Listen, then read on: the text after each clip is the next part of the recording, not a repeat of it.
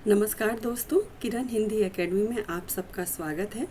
और आज की वीडियो में मैं लेकर आई हूँ एक और साहित्यकार। मतलब अभी आज का वीडियो तो खैर एक साहित्यकार नहीं, तीन बंधु हैं ये जो मिश्र बंधुओं के नाम से प्रसिद्ध हैं हमारे हिंदी साहित्य के इतिहास में। उनके बारे में उनके कुछ तथ्य लेकर आई हूँ। आपको ये ज़रूर अच्छा लगेगा और मुझे बताइएगा अपनी प्रतिक्रिया। चलिए स्टार्ट करती हूँ मैं वीडियो को। आप देख पा रहे हैं वीडियो में, ये एक दुर्लभ तस्वीर है बच्चों, किसकी? मिश्र बंधुओं की। ये मिश्र बंधुओं के नाम से ही जाने जाते हैं। आप अच्छे से जानते हैं। एक प्रश्न मतलब हिंदी साहित्य के पेपर के में आता ही आता था, इनमें से कौन मिश्र बंधुओं में शामिल नहीं है। मतलब अब ये प्रश्न पुराना हो गया है लेकिन आता था। चलिए तो अब मैं इनके नाम बता देती हूँ क्योंकि पहले बच्चे बहुत कंफ्यूज होते थे। ये जो मिश्र बंधु नाम से प्रसिद्ध हैं, ये तीनों सगे भाई हैं बच्चों। मैं थोड़ा जूम कर देती हूँ जिनसे आप इस तस्वीर को और अच्छे से देख पाएँ। ये तीनों भाई हैं और इनके नाम थे, एक का नाम था गणेश बिहारी मिश्र, दूसरे का श्याम बिहारी मिश्र और तीसरे भाई थे सुखदेव बिहारी मिश्र।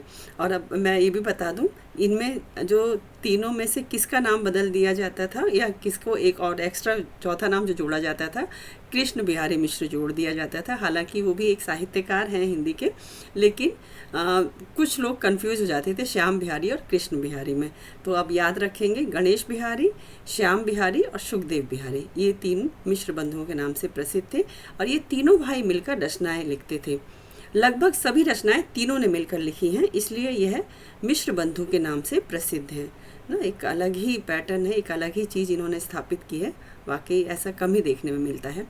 मिश्र बंधु कान्यकुब्ज ब्राह्मण थे। माना जाता है कि मुहूर्त चिंतामणि ज्योतिष ग्रंथ के रचयिता चिंतामणि मिश्र इनके पूर्वज थे ना। रीतिकाल में चिंतामणि मिश्र को हमने पढ़ा ही है। तो ये भी कहा जाता है कि ये जो ज्योतिष ग्रंथ लिखा था चिंतामणि मिश्र जी ने, ये इनके पूर्वज थे मिश्र बंधुओं के। इनके पूर्वज हरदोई उत्तर प्रदेश के थे। बाद में वे लखनऊ बस गए। इस प्रकार मिश्र बंधु लखनऊ में जन्मे थे। इन तीनों का जन्म लखनऊ में हुआ था। गणेश बिहारी जी का जन्म हुआ था 1865 ईस्वी को। गणेश बिहारी मिश्र लखनऊ डिस्ट्रिक्ट बोर्ड के सदस्य और उपाध्यक्ष भी रहे। दूसरे भाई जो थे श्याम बिहारी, इनका जन्म हुआ था 1873 को। देखिए 1865 फिर 1873 में दूसरे भाई का जन्म हुआ, इनकी शिक्षा स्नातकोत्तर तक हुई। तीसरे भाई जो श्याम बिहारी मिश्र हैं, ये डिप्टी कलेक्टर और डिप्टी कमिश्नर जैसे प्रशासकीय सरकारी पदों पर नियुक्त हुए और इनका पहला लेख सरस्वती में हमीर हठ विषयक समालोचना का छपा। अब देखिए उस समय अंग्रेज़ों के समय में डिप्टी कलेक्टर के पद पर रहना मतलब इनकी योग्यता को खुद ही दर्शाता है। राय बहादुर सुखदेव बिहारी का जन्म सन 1878 में हुआ था और इन्होंने स्नातक और वकालत तक की शिक्षा प्राप्त करने के बाद ये सब जज बने। तीनों ही भाई बड़ी उच्च पद पर आसीन थे, आप देख ही पा रहे हैं। तीनों भाई मेहनती एवं खोजी थे। तीनों ने हिंदी का स्वाध्याय कर हिंदी साहित्य का इतिहास ग्रंथ लिखा, जो कि साहित्य में बहुत ही महत्वपूर्ण है। आचार्य शुक्ल ने भी मिश्र बंधु विनोद ग्रंथ से सहायता लेकर इतिहास लिखा है ना। और इसकी चर्चा, इनके ग्रंथ की चर्चा आचार्य शुक्ल ने पहले ही पृष्ठ पर की है। अब इनकी रचनाएं देख लेते हैं मिश्र बंधुओं की। इनकी सबसे प्रसिद्ध रचना है मिश्र बंधु विनोद। यह इतिहास ग्रंथ 4 भागों में है और इसके प्रथम 3 भाग 1913 में और चौथा भाग 1934 में प्रकाशित हुआ। अब यहाँ भी मैं चलते चलते ये बता देती हूँ बच्चों कि एक प्रश्न ये भी बनता है कि मिश्र बंधु विनोद कितने भागों में प्रकाशित हुआ, क्योंकि ज़्यादातर लोग इसके 3 ही भाग याद करते हैं। 1913 में तीनों आए थे, लेकिन इसका सही आंसर होगा 4 भागों में आया था और चौथा भाग आया था 1934 ईस्वी में। इसमें लगभग 4591 और ऐसे लिख दिया जाता है लगभग लगा के कि लगभग 5000 कवियों का जीवन परिचय है। हिंदी में सबसे पहले इतिवृत्तात्मक शैली में इतिहास मिश्र बंधुओं ने ही लिखा है। आचार्य रामचंद्र शुक्ल ने मिश्र बंधु विनोद ग्रंथ को क्या कहा है? बड़ा भारी वृत्त संग्रह कहा है। अपने इतिहास ग्रंथ में शुक्ल जी ने इस ग्रंथ का उल्लेख यही कहकर कहा है कि बड़ा भारी वृत्त संग्रह। और मिश्र बंधुओं को परिश्रमी संकलनकर्ता कहकर पुकारा है। ज्ञात रहे मिश्र बंधुओं से पहले गाड़सा दत्तासी इन्होंने फ्रेंच भाषा में, शिव सिंह सेंगर ने हिंदी में और जॉर्ज इब्राहिम ग्रियर्सन ने अंग्रेजी में हिंदी साहित्य का इतिहास लिखा। तो मिश्र बंधुओं से पहले 3 इतिहास ग्रंथ लिखे जा चुके थे, लेकिन इनका इतिहास ग्रंथ सबसे वृहद माना जाता है। और पहला, इसी बहाने देखिए आप यहाँ पे ये भी देख लीजिए कि पहला इतिहास ग्रंथ जो लिखा गया वो फ्रेंच भाषा में लिखा गया गार्ड सदर तासी के द्वारा। दूसरा शिव सिंह सेंगर जी ने हिंदी में लिखा, और तीसरा जो जॉर्ज इब्राहिम ग्रियर्सन जी का है हिंदी साहित्य का इतिहास अंग्रेजी में जो उन्होंने लिखा, ये बहुत ज़्यादा महत्वपूर्ण माना जाता है कि सबसे पहले जो कहना चाहिए, जैसे हम शुक्ल जी के इतिहास ग्रंथ में देखते हैं बाद में जाके कि इन्होंने युगीन परिस्थितियों को देखते हुए साहित्य के काल विभाजन का प्रयास किया था। और इससे पहले शुक्ल जी से पहले सबसे पहला प्रयास अगर माना जाएगा तो ये ग्रियर्सन जी का माना जाएगा। ठीक है, कुछ बातें देखिए मैं वीडियो में बताती जा रही हूँ अलग से भी, जो आपकी परीक्षा की दृष्टि से उपयोगी हैं और आपके ज्ञान को बढ़ाने वाली हैं।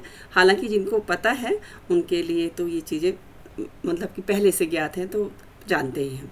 चलिए आगे देखते हैं। इनका दूसरा ग्रंथ है बच्चों हिंदी नवरत। इसका प्रकाशन 1910 ईस्वी में हुआ।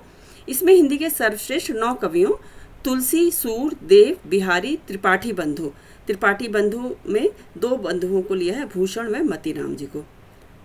केशव, कबीर, चंद्रबरदाई, भारतेंदु हरिश्चंद्र, इनको क्रम से बृहत्रयी और मध्यत्रयी और लघुत्रयी में श्रेणीबद्ध कर जीवनी के साथ उनके काव्य का तुलनात्मक अध्ययन प्रस्तुत किया गया है।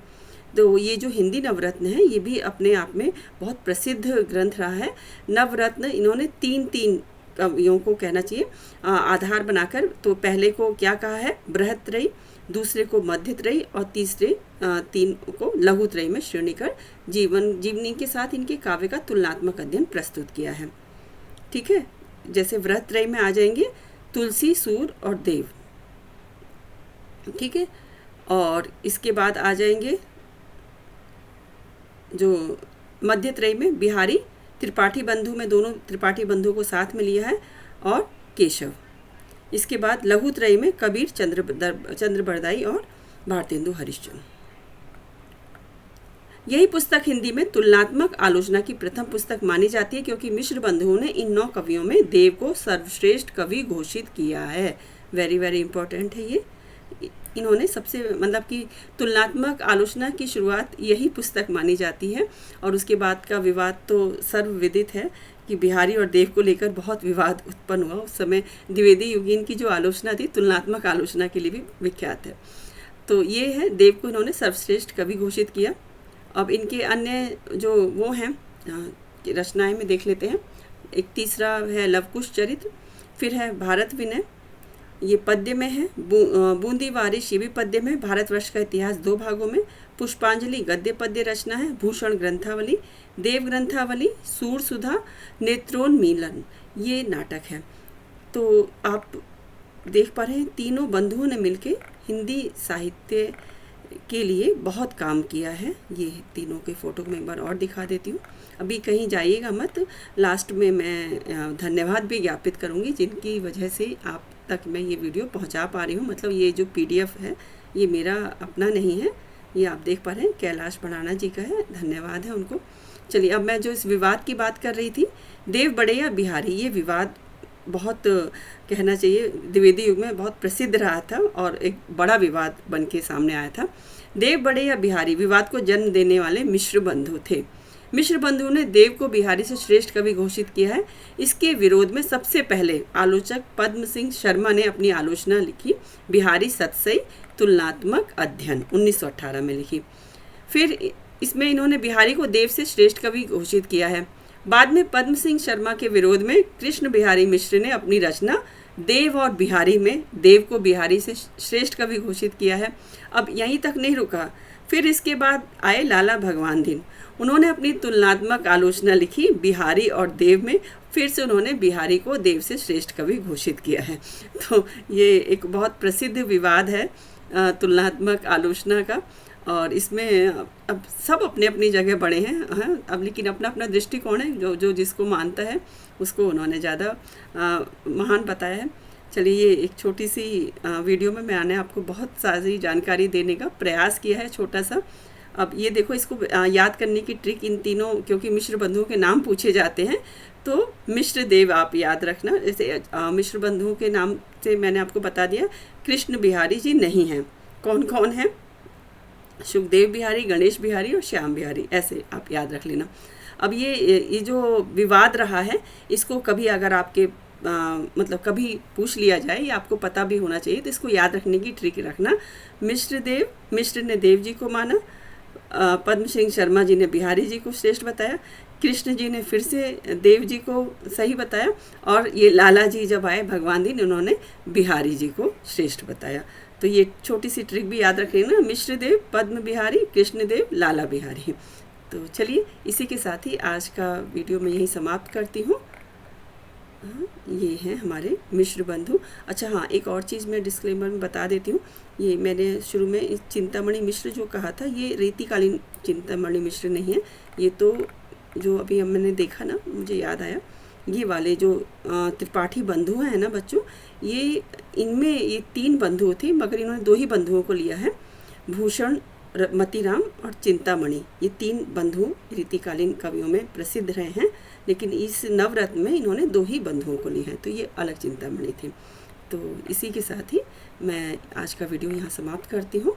आप लोगों से अगले वीडियो में मैं फिर एक छोटे से वीडियो में लेकर आऊँगी किसी अन्य साहित्यकार के बारे में कुछ बातें और उनकी तस्वीर। तब तक के लिए बाय बाय।